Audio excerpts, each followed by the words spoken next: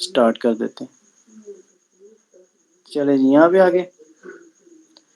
अच्छा जी, और क्लास 3 के अंदर ही हम कल काम कर रहे थे, इसको हम कर लेते हैं ओपन, ओपन विद कोड।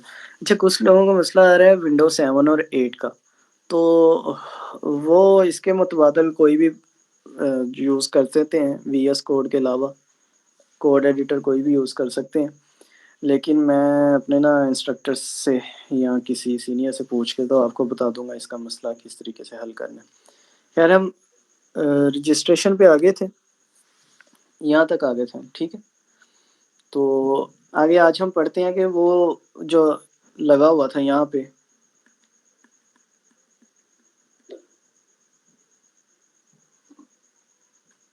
इधर ये देखें, ये जो लगा हुआ है ऐसी है, तो ये चीज़ हमने आज एक बनानी है। तो बहुत इजी है, फॉर्म के अंदर हम एक लेंगे टैग फील्ड सेट का, ठीक है। फील्ड सेट का टाइम टैग लिया और इसको इधर रख दिया फील्ड सेट को, ठीक है। यानी कि फॉर्म के बाद फील्ड सेट का टैग और उसके अंदर ये सारी चीज़ें रख देंगे, ठीक है। और फील्ड सेट के अंदर एक टैग लेंगे जिसका नाम होगा लेजेंड। लेजेंड लेजेंड के अंदर जो भी हमने लिखना, मैं लिख देता हूँ रजिस्ट्रेशन, यहाँ register your self, your self में स्पेस नहीं आती आई थी, साथ में ये रजिस्टर योर सेल्फ। अब इसे मैं करता हूँ लाइव।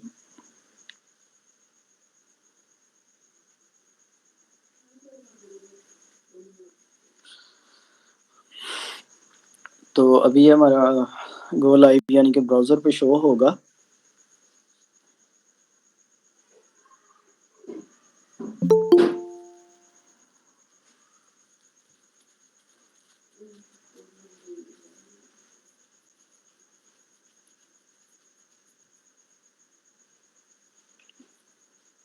सर मैं ना इस पे काम कर रहा था, इस वजह से थोड़ा सा ना स्लो हो गया, लेकिन यार अभी ये हमारा ब्राउज़र पे में शो हो जाएगा।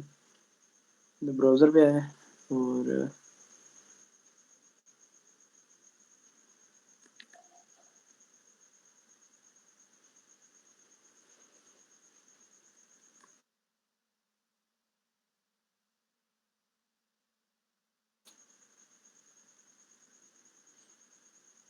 इसको कैंसिल करने की वैसे ज़रूरत नहीं थी, हो गया था, दोबारा से कर लेते हैं।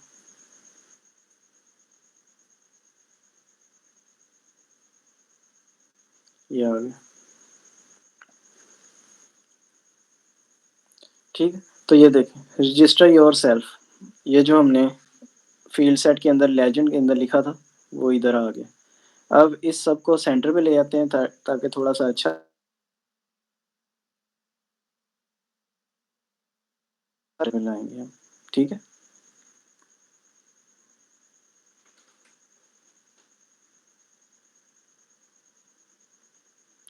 सेंटर पे लाने के लिए कौन सा टैग यूज करते हैं हम? Centre tag. Centre. Control plus x यानी कि कट कर दिया इसे सारे को, और इसके अंदर सेंटर टैग ले लिया,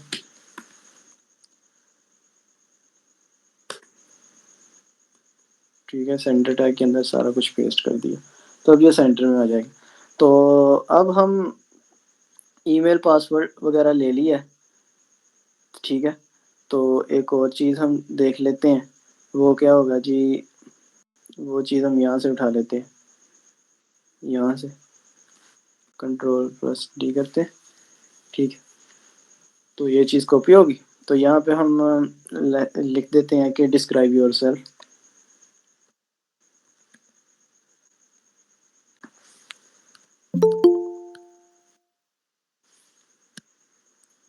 तो यहाँ पे हम लिख देते हैं जी डिस्क्राइब योर सेल्फ, ठीक है। और नीचे टाइप इसकी हम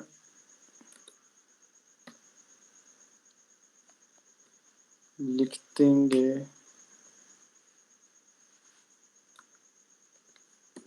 बॉक्स शायद, इधर आते हैं W3, वो हम, तो मेरा नेट क्या से कहते हैं, ये बहुत ज़्यादा स्लो आज बिहेव कर रहा है इस वजह से। तो यहाँ पे हम देखते हैं जी, कौन सा चेक बॉक्स हमने कर लिया था, कलर, डेट, डेडलाइन, ये आप लोगों ने खुद थोड़ा सा विजिट कर देना है, इतना मुश्किल नहीं है। तो वो हमारा था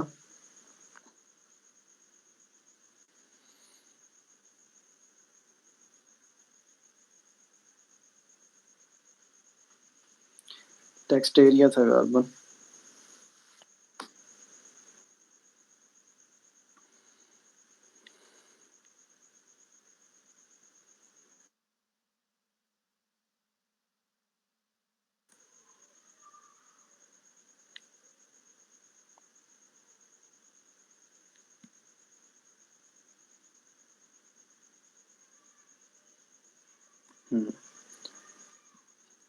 तो वो डिस्क्राइब योरसेल्फ। अब हमने यूज़र से ना बहुत सारी लाइंस लेनी है, तो हम क्या लिखेंगे, टेक्स्ट एरिया, ठीक है। तो ये उसका नाम हो गया। तो अब हम जब जाएंगे वापस, यहाँ पे हम देखते हैं तो ये टेक्स्ट एरिया आ गया, ठीक हो गया। इस चीज़ की समझ लग गई? Yes sir. ओके हो गया।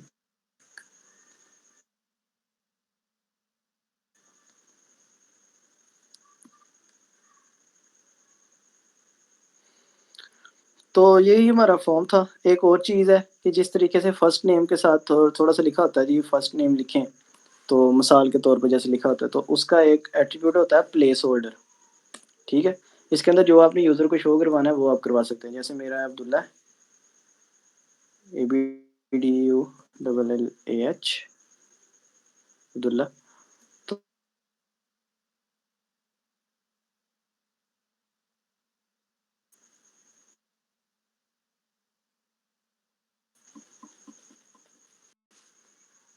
इधर, ठीक है। तो ये देखें प्लेस होल्डर यहाँ पे शो हो गया, ठीक है। तो जब कोई यूज़र लिखेगा तो ये खुद ब खुद ही चला जाएगा। प्लेस होल्डर इस तरीके से यूज़र को शो होता है, जो हमें अमूमन नज़र आता है, ठीक है। तो बाकी इतना कोई मुश्किल नहीं है, आप W3 स्कूल को ना खुद विज़िट करेंगे तो आपको ना समझ आ जाएगी, ठीक हो गया। तो हमारी HTML आज अल्हम्दुलिल्लाह कंप्लीट हो गई है। सोमवार से हम CSS स्टार्ट करेंगे, ठीक हो गया। अच्छा, आपकी लास्ट असाइनमेंट HTML की मैं आपको सेंड कर दूंगा। उसके अंदर आपने HTML के अंदर रेस्टोरेंट का वेबसाइट बनानी होगी, जिसके अंदर उसके मेन्यूज़ शो होंगे, मेन्यूज़ में तस्वीरें वगैरह आएंगी, फिर उस कॉन्टैक्ट पेज होगा, अबाउट पेज होगा, ठीक है। और लिस्ट के अंदर उसका मेन्यू आपने शो करवाना है। तो ये सारी चीज़ें जो है ये आपने करनी है उसमें। तो कर लेंगे, ये मुश्किल है काम? सर कर लेंगे। और सर मेन्यू में हम लिस्ट में शो करें या टेबल में? टेबल की असाइनमेंट भी अलग से दे देंगे, लेकिन मेन्यू टेबल आपने यूज़ करना है उसका मेन्यू के रेट्स के अंदर, कि इस डिश की प्राइस ये है और ये इस दिन आपको अवेलेबल होगी डिश, ओके सर। ठीक हो गया। अब मैं आपको बताता हूँ असाइनमेंट सबमिट करवाने का क्या तरीका है आपका। आपने इधर जाना है और यहाँ पे सर्च करना है नोड, ये Node.js डाउनलोड। ये सबसे पहला जो लिंक है ना Node.js डाउनलोड का, इस पे आपने करना है क्लिक, ठीक। और अपने हिसाब से जो आपकी विंडो है, इधर आप क्लिक करेंगे तो वो इंस्टॉल होना शुरू हो जाएगी। जब ये इंस्टॉल हो जाएगी, ठीक है, जब ये नोड इंस्टॉल हो जाएगा, उसके बाद आपने क्या करना है, सर्च पे जाना है। यहाँ से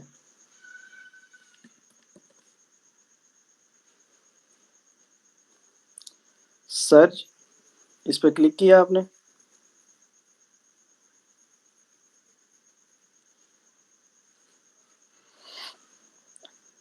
नोड इंस्टॉल करने के बाद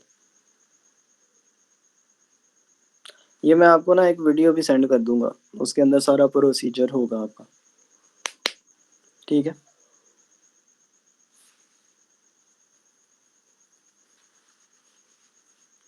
नेट की वजह से लोड नहीं हो रही, मैं आपको वीडियो सेंड कर दूंगा, वो आप सब ने देख लेनी है।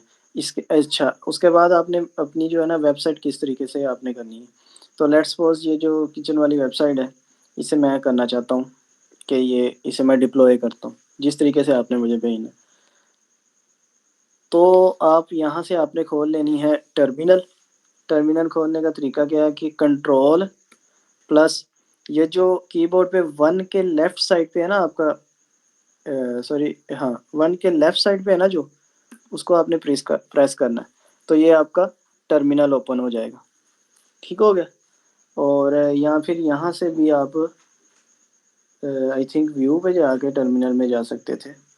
हाँ, व्यू में गए और यहाँ से आपने टर्मिनल अपना ओपन कर लिया। ठीक हो गया। व्यू में गए और टर्मिनल आपने ओपन कर लिया। ठीक है। यहाँ पर जाके आपने क्या लिखना है, सर्च, SURGE, सर्च आपने लिख लिया।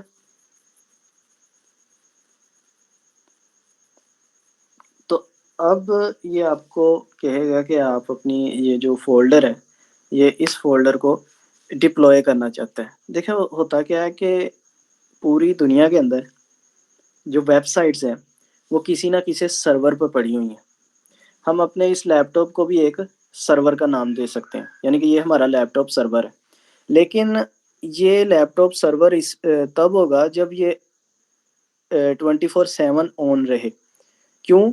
क्योंकि जब यूज़र ने हमारी वेबसाइट लेनी है यानी खोलनी है, तो इस सर्वर से डेटा उसे शो होगा। इंटरनेट किस तरीके से वर्क करता है कि हम एक उसे रिक्वेस्ट भेजते हैं सर्च इंजन को, और जिस तरीके से लेट्स सपोज ये है, तो ये इसकी क्या है, डोमेन है। ये नोड JS जो है ये डोमेन है, यानी कि इसका ये एड्रेस है। हम जब इधर जाके एड्रेस लिखेंगे उसका, तो क्या होगा, पोस्ट ऑफिस वाला उस एड्रेस पे जाएगा और वहाँ से डेटा कलेक्ट करके हमें दे देगा सर्वर से। ठीक है। तो हम रिक्वेस्ट भेजते हैं और वो रिक्वेस्ट के अकॉर्डिंग डेटा हमें दे देते हैं सर्वर से निकाल के, यानी कि हमारा जो सर्च इंजन होता है। तो हम वो चाहते हैं कि ये जो हमारी वेबसाइट अभी हमें लाइव सर्वर में जैसे नज़र आती है, ये मैं कोई लिंक बना के यूज़र को सेंड कर दूं और वो भी उस लिंक को ओपन करे तो उसे भी वैसे ही शो हो। ठीक है। तो अभी हमने सर्च लिख के एंटर किया था, ये उसने बता दिया, ये हो गया जी। दोबारा से मैं एंटर करूंगा,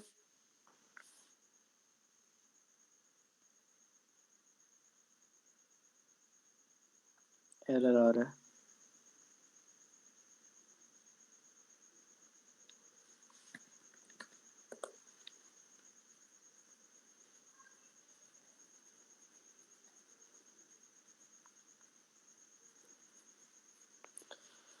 अच्छा ये देखिए, उसने मुझसे पूछा जी ईमेल आपकी, मैंने कहा ओके है। प्रोजेक्ट आपका, अब ये डोमेन नेम वो हम मुझे बता रहा है। उसने मुझे बताया कि ये लश और स्लैश लोकेट के नाम से आपकी जो वेबसाइट है वो मैं अपलोड कर दूं। मैं यहाँ से, अच्छा इस पे ना कॉपी पेस्ट वगैरह नहीं होता, ना ही कर सक चलता। तो एरो की लेफ्ट लेफ्ट एरो पे मैं चेंज करूँगा इसे। ठीक है। लेफ्ट एरो पे जाके तो मैं यहाँ से इस नाम को जो उन्होंने सजेस्ट किया है इसे रिमूव कर दूंगा। मैं यहाँ पर, अच्छा स्पेस नहीं देनी नाम के दौरान, क्योंकि डोमेन नेम में स्पेस नहीं होती। तो मैं लिखता हूँ LITS और किचन। ठीक है। तो मैं कहता हूँ मुझे इस नाम से चाहिए वेबसाइट, LITS किचन। तो अब ये क्या कर रहा है, अब ये मेरी वेबसाइट को अपलोड कर रहा है। नेट की वजह से ज़रा स्लो है, वरना ये तो केबीज की फाइल है तो वो हो जाता है। अच्छा, ये हमारा फोल्डर जो होता है ना केबी में होता है, इसका मतलब क्या है? अगर ये हम कोशिश करते हैं कि कम से कम इसका साइज बने, क्यों? क्योंकि जो यूज़र है, अगर हमारी वेबसाइट ही 1 MB की बन गई है तो इसका मतलब है कि यूज़र को अगर वेबसाइट 1 सेकंड में शो होनी है तो उसका जो नेट का कनेक्शन है वो 1 MB/सेकंड का होना चाहिए। और जो हमारी कंपनीज है ना जो हमें डेटा प्रोवाइड करती हैं, वो जब कहती हैं ना कि 1 MB/सेकंड आएगा आपको, उसका मतलब है कि 210 KB/सेकंड आएंगे, क्योंकि उनका MB और हमारे MB में फ़र्क होता है। ठीक है, डिस्ट्रीब्यूटर के MB में और यूज़र के कंजम्पशन के MB में फ़र्क होता है। तो आप देख लीजिएगा, अगर आपने 8 MB/सेकंड का कनेक्शन लगवाया है ना, तो स्पीड आपको केबीज़ में आती है, वो इसी वजह से आती है। ठीक है, तो इसका मतलब है कि यूज़र का कनेक्शन इस हिसाब से होना चाहिए कि यूज़र कंजप्शन के लिहाज से उसका जो नेट है वो 1 MB/सेकंड आएगा तो ही आपकी वेबसाइट जल्दी लोड होगी। तो इतना फास्ट कनेक्शन तो होता नहीं है। तो इस वजह से हम क्या करते हैं, कोशिश करते हैं ज़्यादा से ज़्यादा हमारी जो वेबसाइट है उसका साइज़ कम हो। ठीक है,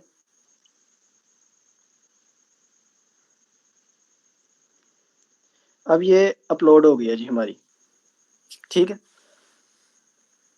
ये उसने कह दिया जी आपकी जो वेबसाइट है ये क्या हो गई है, अपलोड हो गई है। और इसका जो डोमेन नेम है वो क्या है, वो ये है। तो मैं इसे Ctrl+C करता हूँ, बल्कि ये नहीं होगा, Ctrl+C मैंने बताया था, राइट क्लिक भी नहीं होगा। तो इधर जाता हूँ मैं, और नाम क्या था जी, LITSKITCHEN, आगे .SURGE.SH। ये .search.sh ये लाजमी आएगा, क्योंकि ये जो हमें फ्री डोमेन प्रोवाइड कर रहे हैं उनका। ठीक हो गया, अब मैंने एंटर किया, अब क्या होगा, यहाँ पे नहीं, ऊपर एड्रेस में। ठीक है, यहाँ पे मैंने एंटर किया तो देखें वही पेज हमारा ओपन हो गया। ये आप अपने लैपटॉप पे भी, अपने मोबाइल फ़ोन पे भी, इनफैक्ट ये वाला डोमेन नेम जो है, ये अगर आप सर्च करेंगे तो आपको ये वाला पेज ही ओपन होकर नज़र आएगा।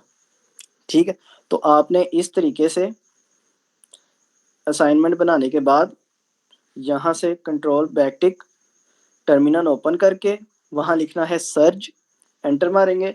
उसके बाद वो आपको कोई डोमेन नेम देगा, उसे अपने हिसाब से, अगर वो डोमेन नेम जो आपने लिखा है किसी और ने नहीं लिया हुआ अभी तक तो वो आपको मिल जाएगा। अगर लिया तो थोड़ी बहुत उसमें चेंजिंग करके डिप्लॉय करके तो मुझे लिंक आपने सेंड करना है। ठीक है,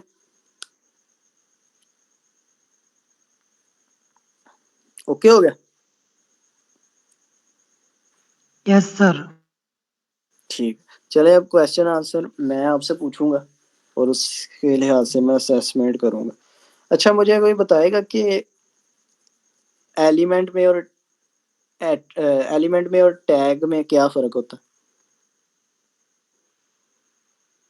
जो ब्रैकेट के अंदर पूरा लिखा जाता है वो सारा एलिमेंट होता है, और है? अच्छा, टैग टैग क्या होता है?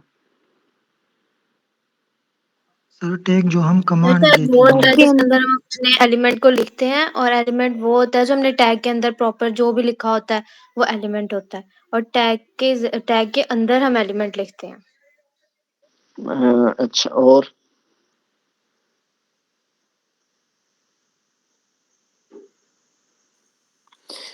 आपने इसका मतलब है वो विज़िट नहीं किया हुआ जो मैंने आपको सेंड किया था डॉक्यूमेंट। ये टैग है, ओपनिंग टैग और क्लोजिंग टैग, या फिर इसे एक ही मिसाल ले लें एंकर की। ये ओपनिंग टैग है, ये क्लोजिंग टैग है। टैग वो है जिसकी मदद से हम HTML में कोई चीज़ शो करते हैं, और टैग के अंदर जो हमने लिखा है ये अबाउट, ये इसका कंटेंट है। और tag, opening tag, closing tag समेत जो भी चीज़ है वो सारा का सारा एलिमेंट है। ठीक है,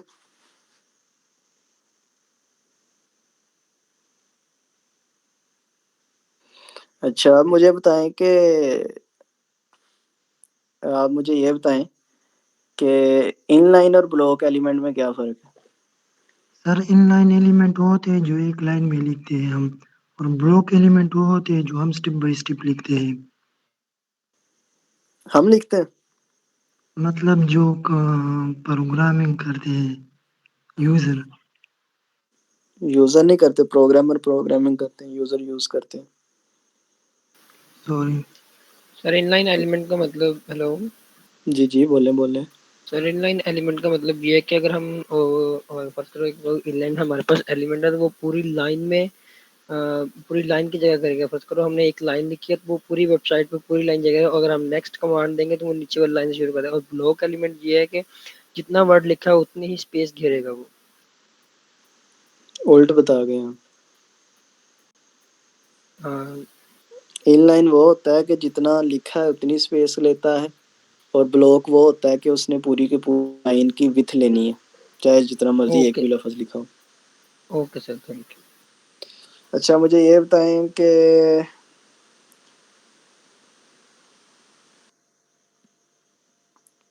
अच्छा, इसे कर देते हैं रिकॉर्डिंग को, क्योंकि अभी और कुछ तो इतना खास